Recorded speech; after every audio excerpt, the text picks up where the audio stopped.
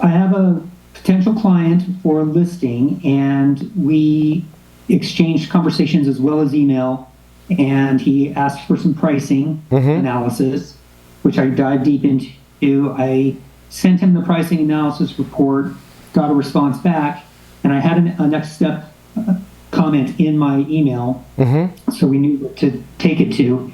And his response was, "Great, thanks, I'll review this," period.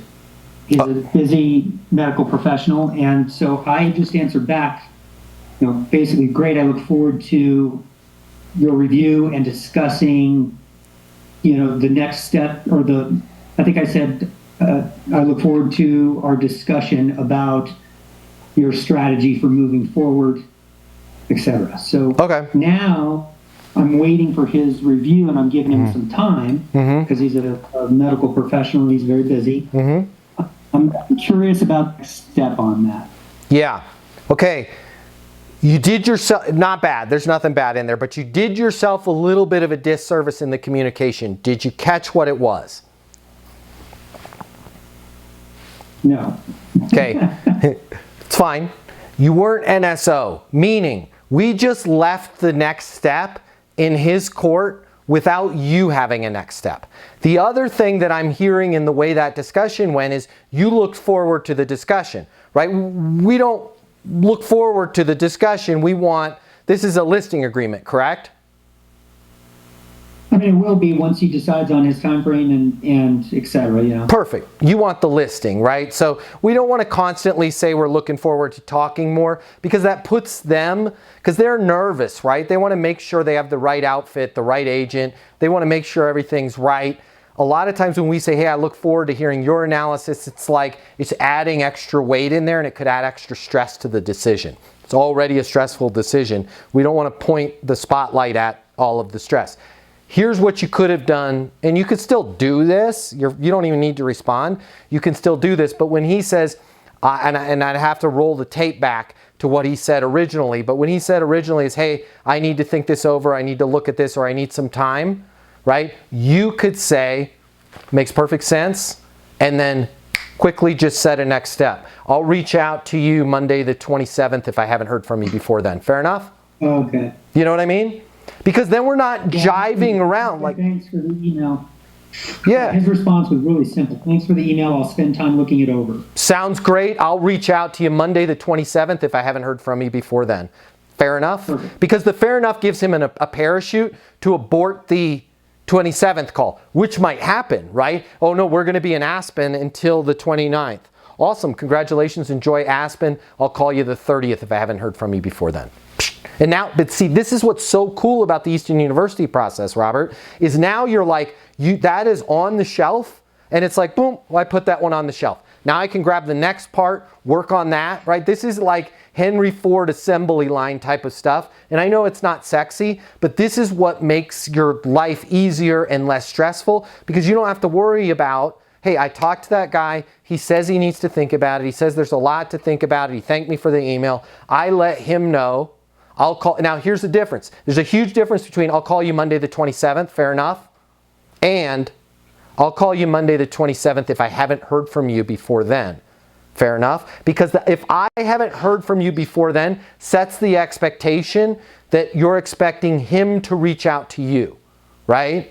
And that's a much better expectation, because it is really weird. People will follow our exact instructions, and if our exact instructions are, I'll call you the 27th, they won't call us, right? Even if they want to talk sooner than that, right? Which is, I always say, I always make, and I wouldn't put this in an email or a text because it gets lengthy, but if it was a live call, I always say things like, and listen, my mobile 720-660-3202, you have anything that comes up or you're reviewing it and you're thinking about it, even if it's the middle of the night, feel free to give me a call or shoot me a text. I turn my phone off if I'm asleep. You'll never bother me.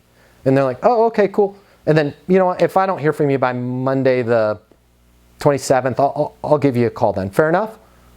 Right? And it's like, and I purposely slow down to try and think like I'm organically thinking of a time. But I know exactly what I want to do, right? And in your case, you know exactly how much time you want to wait when somebody says I need to think about it. In your case, with this being a multi-million-dollar transaction, you probably don't want to say I'll call you tomorrow, right? That's a little aggressive. But I would maybe go 3 business days. So if it's a Wednesday and they're looking at it, I'd say I'll call you Monday, right? If it's a Thursday and they're looking at it, I'll call you Tuesday.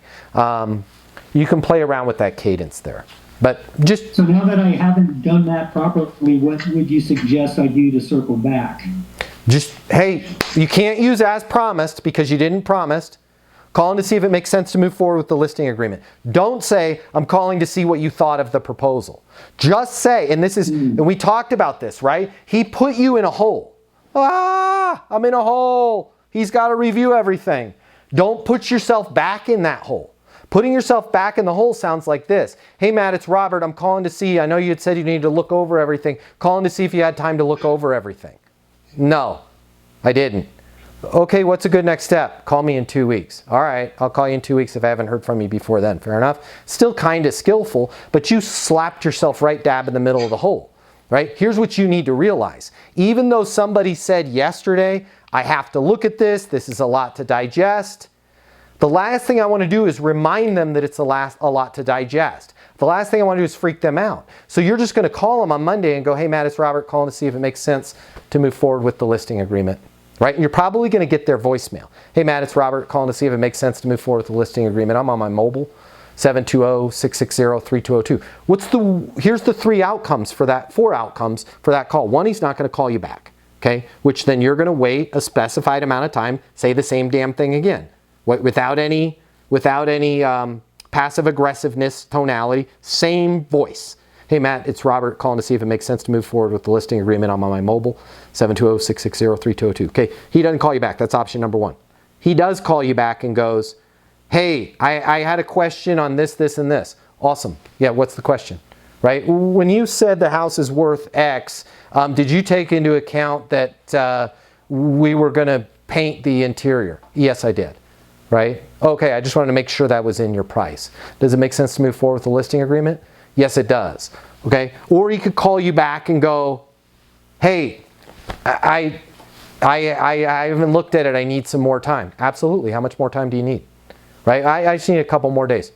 Makes perfect sense. I'll give you a call Thursday, 2 p.m. if I haven't heard from you before then. You're just constantly setting a next step, but not putting yourself back into holes that people put you in. Right? It's not our job to win every little thing that they put out. Sometimes you don't have to win those. You can skip those. And that's where it's like, that's where sales gets really fun, is when you realize just because somebody puts an objection or a gate in front of you. I have a deal right now, a huge deal, where the guy keeps saying, I'm going to introduce you to the new VP of sales. I do not, and he hasn't done it in 4 months. But when I leave Chris a voicemail, I don't say, hey Chris, just calling to see if you got around to talking to the new VP of sales about Easton University. Hey Chris, calling to see if it makes sense to get your team access to Easton University so you can go from 22 million on up to that 27,500,000 that the CEO set in your plate for 2024. I'm on my mobile, 720-6. I'm gonna let him tell me, no, I can't do this until the VP of sales looks at it. Because I don't even know if the VP of sales is going to still be around. I've been working this deal for 90 days. She may be gone by the time they sign up. Who knows? But I'm not going to put myself back in that hole. I'm not sure if it's for you, but if you work in sales and you absolutely positively have to double or triple the amount of money you're making in order to truly enjoy your life, click the link here. My name's Matt Easton. I'm the founder of Easton University. It's the most effective sales coaching in the world. Click the link here. Check it out. You're going to see we'll give you access to an on-demand learning portal that's going to give you video coaching with me on everything you need to know to double or triple your income, or even more. Everything from prospecting to closing to handling objections and complaints to building your personal network and self-confidence. But it doesn't stop there. Click the link here. You're going to see that when you get a membership to Easton University, you're also going to have the ability to do live coaching with me twice a week. You can ask me any questions. We can work through anything you're struggling with. I will be there with you every step of the way to help you double your income in sales right now. Click the link now. You're going to see we've helped thousands of people just like you, and we have the video testimonials from them to prove it. Easton University is more than a learning portal. It's more than live coaching with me. It's your future. and you and your future are worth it. Click the link now. I'll see you at Easton University.